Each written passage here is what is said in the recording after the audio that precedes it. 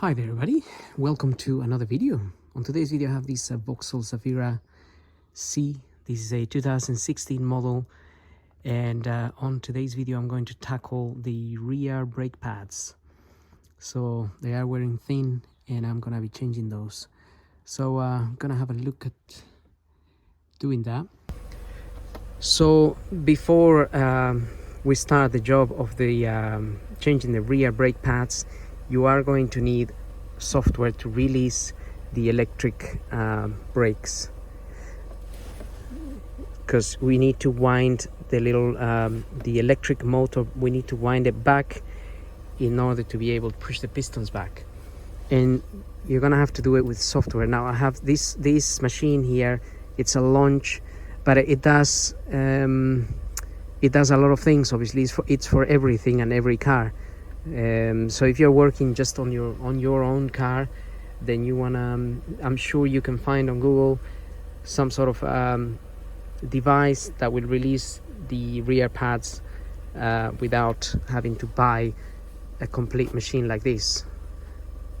But don't quote me on that. I'm think it does exist, because I have one. I have a little one for Audis and VWs. It's just a tiny little thing that you press a button and releases the electric parking brake.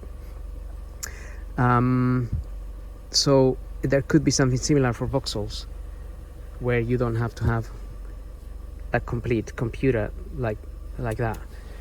So having said that, let's begin. So the first thing I'm going to do is make sure the parking brake here, this is an electronic parking brake, so just make sure it's not on. So if it's on, release it. And obviously to release it you have to press the brake. So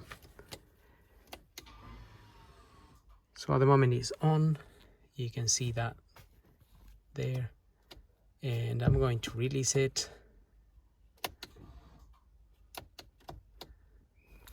but I need to have the ignition on. Right, okay, so parking brake has been released. Transmission is in park. If you have a manual vehicle, make sure it's in gear. Okay, so once you release the parking brake or the handbrake, which is electronic, you will need some kind of software to release the calipers at the back. Otherwise you will not be able to push the pistons back. So this is a bit of a more technical way of changing the rear brake pads on this Zafira, and you will need to choose, if you do have this some kind of system like this, parking brake control module and actuation test and park brake cable service apply. So we're going to apply that.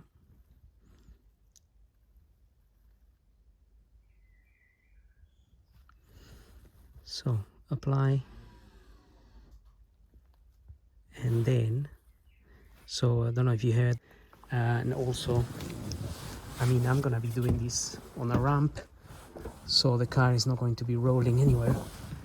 But if you're doing the car on the floor, it's a good idea to put some chokes on the front tires, so the car doesn't roll while you're working on the back.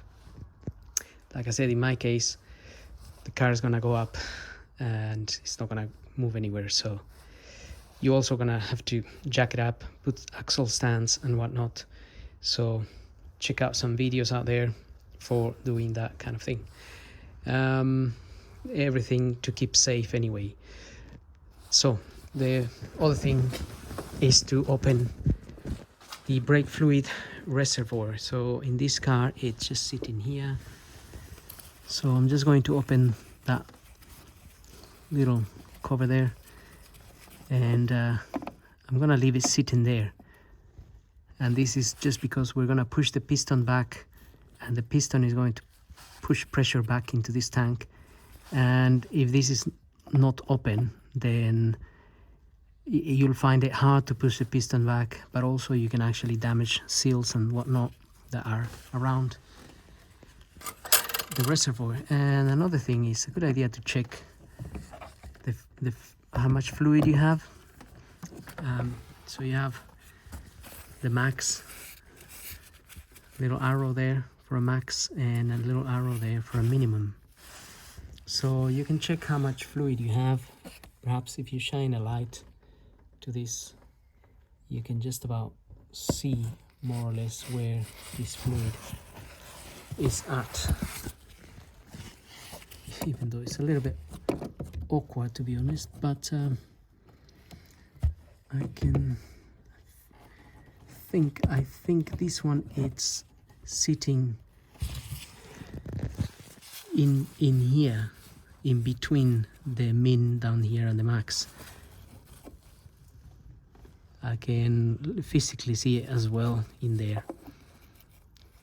So that's okay. If you found that you have a lot of fluid up to here, what may happen is that when you push the pistons back, that fluid tends to come out of here.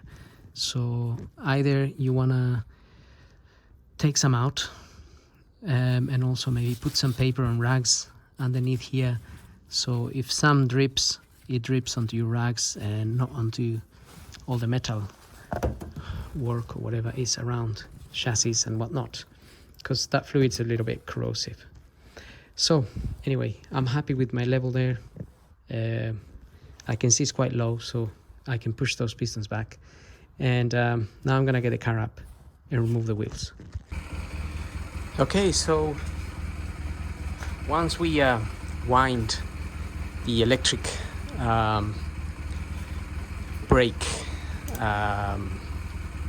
the cable here, once we wind the motor back, we will be able to push this piston back. But obviously we have to remove the caliper and remove the pads. So I'm just using a 10 mil here to undo these bolts here, and they shouldn't be too tight, those bolts. I was checking the technical data and it's showing around 28 Newton meters for this. So they usually are between 28 and between 25 and 35, really depends on the car. But I saw that for these it was around 28. So, and I think somewhere else I saw it was 30. So anyway, you'll need a torque wrench. So you're not only gonna need software to wind the electric motor back, but you'll also need your torque wrench to torque this and these bolts. And also you will need, so there's another one here.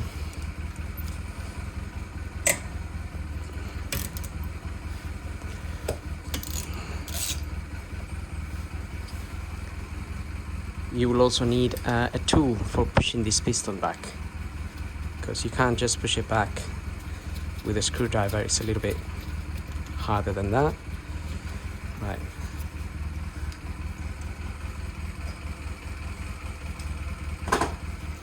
So the bolt in here comes out with this bit of metal here. It's like a weight balance type of thing, to be honest. Haven't seen that kind of thing before, but it's not really, it's just a bit heavy.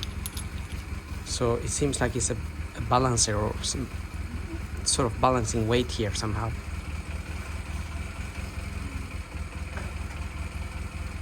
But don't quote me on that, I'm not really 100% sure.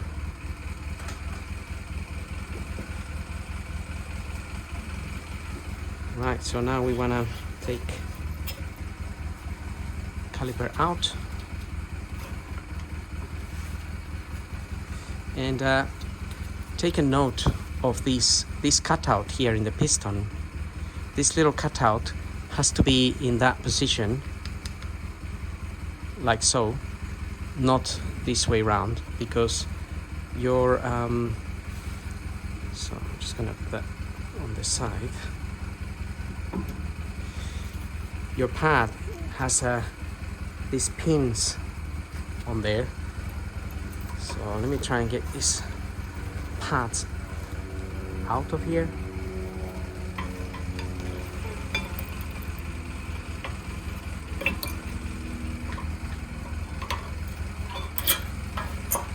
So the pads have these pins, and obviously if that is in line, then you will struggle to fit your caliper.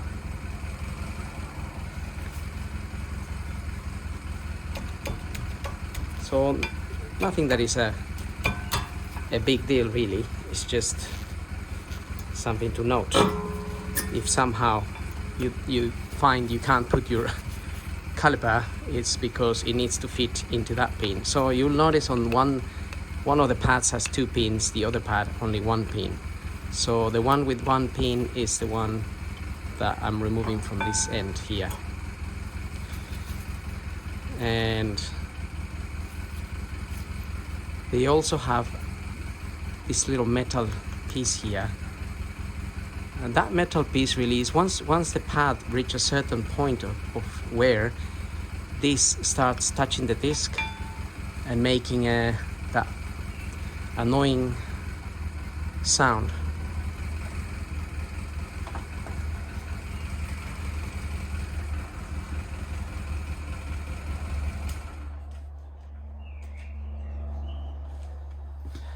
And I just had my motorbike running because I'm gonna take it for an MOT, and I haven't started it for quite a long time. Right, so now we wanna, don't want this to hang too much on the, I'm trying to put it on top of this bar here because I don't want to pull or stress this brake fluid pipe here. So anyway, I'm gonna remove these metal mounts here. These are where the pads slide. Now I didn't get new ones. Depending on the make of pads that you get, you might get new ones of these and you can fit new ones, but I didn't get new ones, and as a result I'm gonna clean these. I'm just gonna wire brush them and clean them with brake cleaner. So the dust in there does come out, so it's not a big deal. Just have to spend a little bit of time cleaning it, unless there is much corrosion, but usually they are okay. And also we're going to wire brush this, but when you're using your wire brush, be careful not to pierce these. These are like dust covers for these sliding pins, which you also should check. Make sure there's no tears or holes on them, because then water gets in there, and if water gets in, then that pin will get corroded inside and will cease to move in time. So when you're cleaning this side, be careful not to pierce that.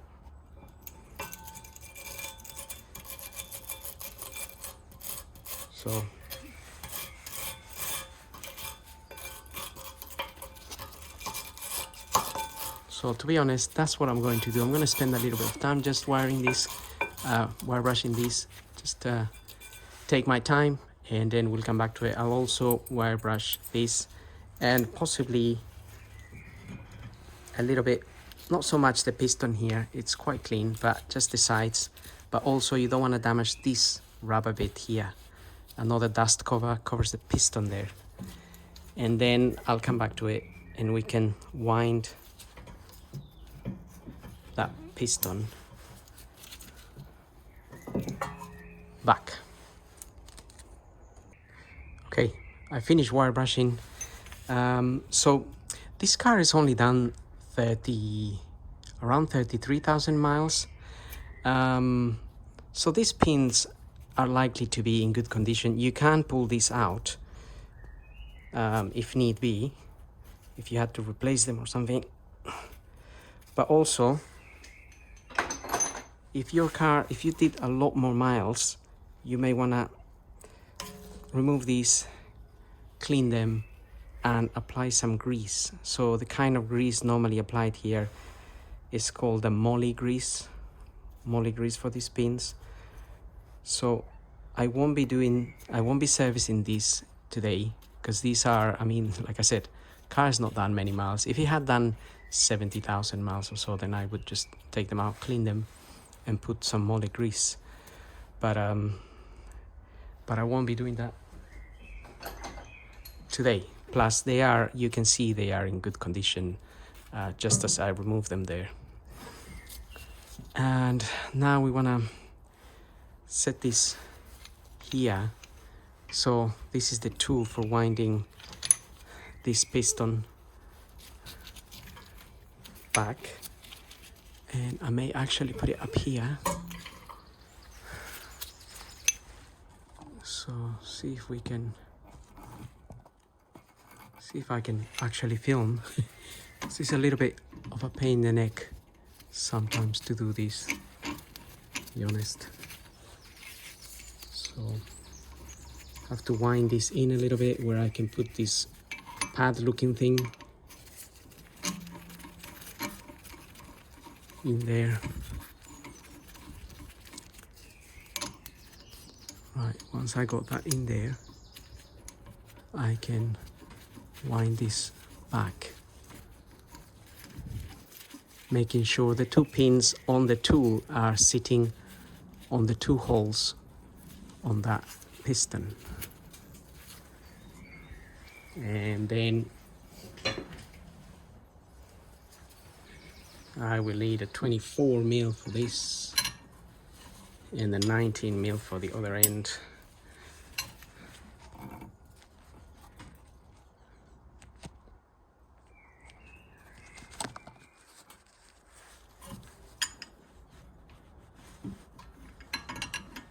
Right, so while we wind this back, I'm going to just hold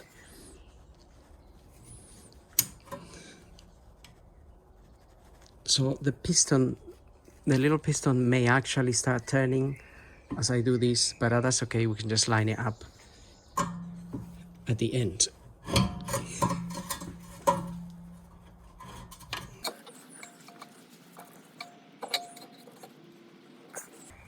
And sometimes you do have to turn it in order to loosen it a little bit. So we can start winding this back, and in turn pushing the piston. So this may take a while.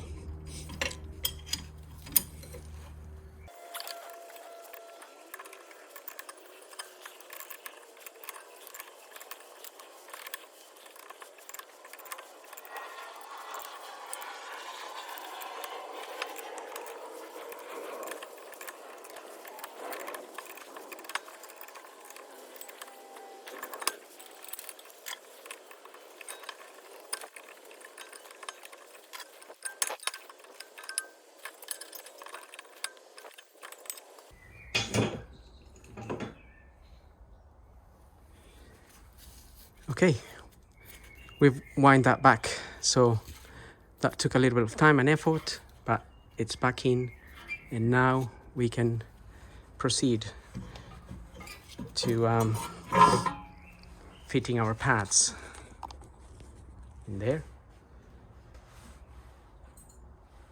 So I've also cleaned this, and I put a little bit of copper grease on the sliding part where the pad slides. Not a lot, just a little bit.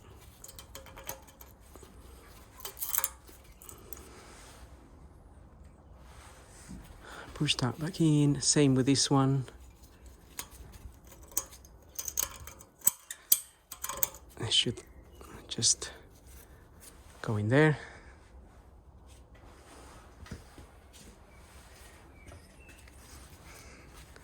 And here's the new pad.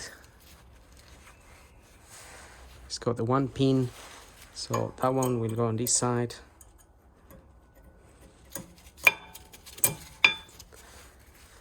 and this one will go on this side.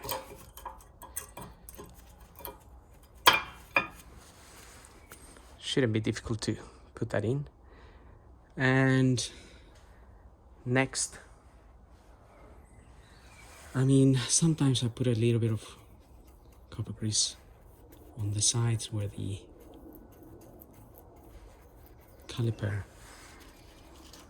touches the pad, and also a little bit on the actual piston here, but not just a quick brush, really,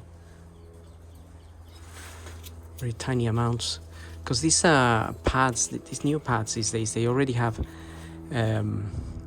this stuff for anti-squeak basically, and so we should be able to push our caliper in there now. I have to push this sliding pin in a little bit.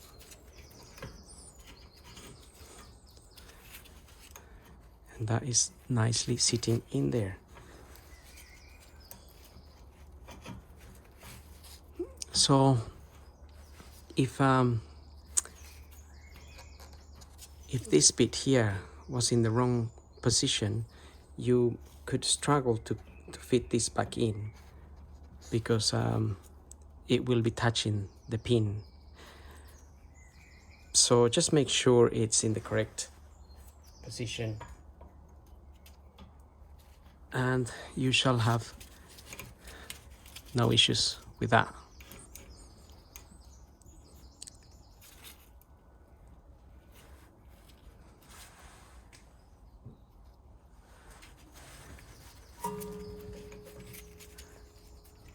Let's put our 10mm bolt.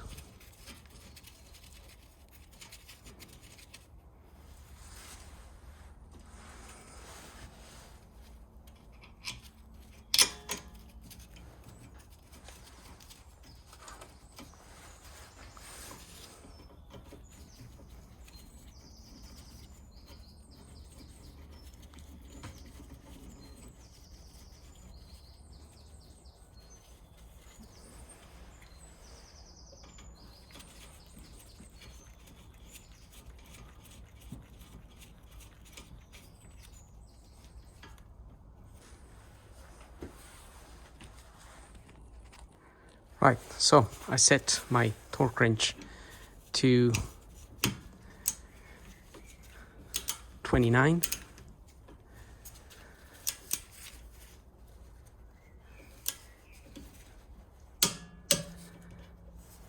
And just torque that to 29.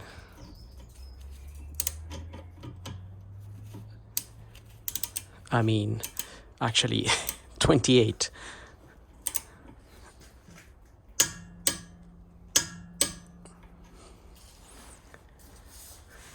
Okay, that's it. Now, so one thing to pay attention is when you reset the when we reset the electric brake, we want to see that this we want to make sure this piston is sitting flush with the pad.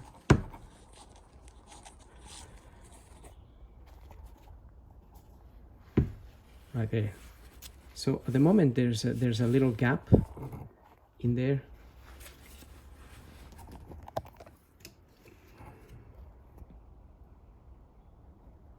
So you can see that. So in this case scenario, there's the little pin. So the pin is not actually touching the piston. So I could have fitted this with the piston in any position. However, once we reset that, it won't be sitting flush. So that's something that we want to make sure that it is sitting, the piston is sitting flush with the pad. If it's not, then the little pin is obstructing and the piston is not lined up properly. So then obviously we'll have to move it a little bit, take it out and readjust it. So let's do the reset of the braking system now. Okay, so I just got the ignition on. Got the ignition on so my machine can communicate. And just accessing again the parking brake control module. And I have here, it says special functions. So park brake calibration, and press OK, and then that should hopefully get things going. Right, so I'm gonna start. So the moment it's released, but it's gonna start doing the calibration because obviously we wind it back in order to get pads out.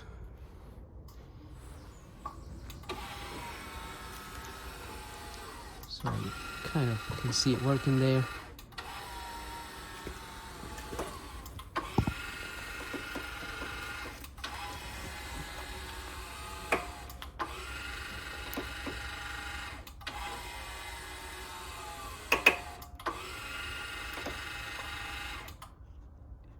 Right, so it's finished doing its thing, and you can now see that the piston is sitting flush with the pad there.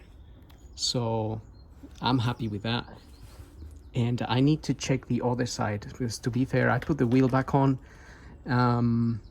and I need to, and I'm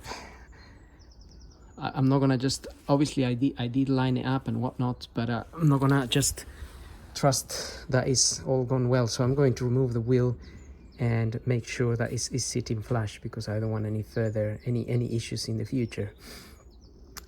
So it's just, yesterday I was rushing a little bit and I put the wheel back on, and in the end I didn't actually finish the whole job, which is, today is the day after actually.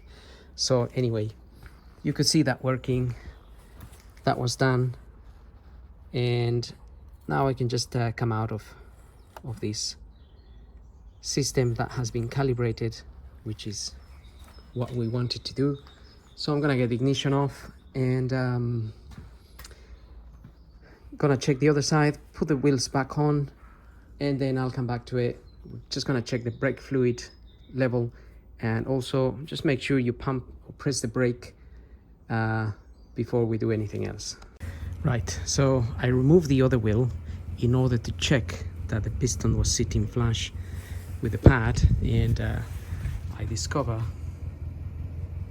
that it's not. You can see there's a tiny little gap in there, and that little gap is just telling me that the pin, that basically the piston is not lined up properly with that pin. So I'm glad I actually checked, because obviously I put the wheel back on yesterday trusting that was okay, but this is one of the reasons why you should take your time when you do this and do it properly, so you avoid any issues, damage or accidents or whatnot.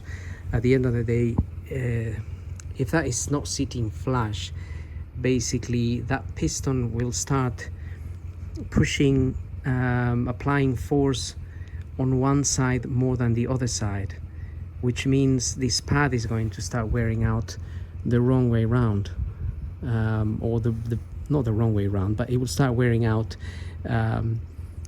possibly on the inside part first, so on this edge first, and then on the back, because the pressure will be on top of that pin, which will only be giving pressure to the front of the pad, if that makes sense. So anyway, I'm going to fix that. I just have to remove the caliper, turn the piston a little bit, put it back on, and do the same resetting calibration with the software that I did a minute ago. So do that, and then I'll see you guys in the car. Okay, got my wheels back on now. So the first thing you can do is press and pump this brake pedal here a few times. until you feel it's a little bit hard, and then go to your brake fluid reservoir here, and we can close that. Well, you can check the quantities inside. You can actually see in there, and like I said, you have a max and a min in here. So let me get the light. Okay, so it might be a little bit difficult to see on the camera right now, but this is where the fluid is at, just where I'm holding my screwdriver, just there. So just a little bit below the max arrow here. So don't know if I can shine the light in a way which you can just see the level. You can just about see where it's a little bit more yellow. That's where the line, that's where my fluid is. So I'm not going to top any fluid up here because the front pads obviously are wearing down a little bit as well. So that's why that fluid is a little bit down. So if I top it up to the max now, next time I have to change the front pads. When I push the piston backs, well, the pistons back, the fluid could overflow because there will be more than we need. So having said that, I'm going to close this now.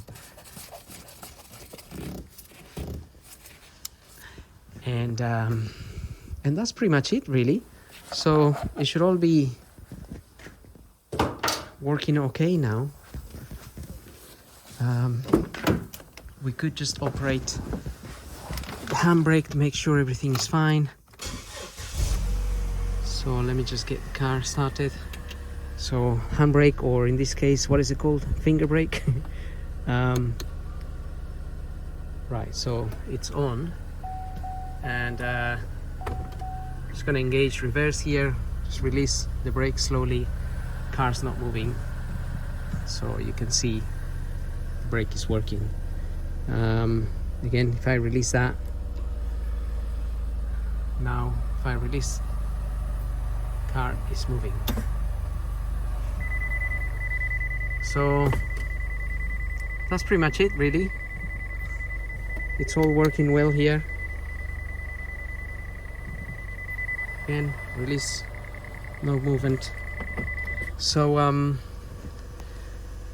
happy with that, and I hope this video helps. Just remember, you will need software to carry out this.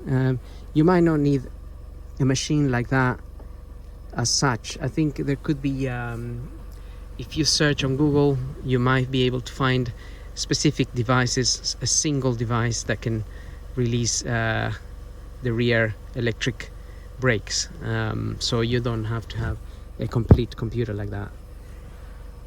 So anyway, hope the video helps. Don't forget to subscribe, and we'll see you on the next video. Thank you for watching.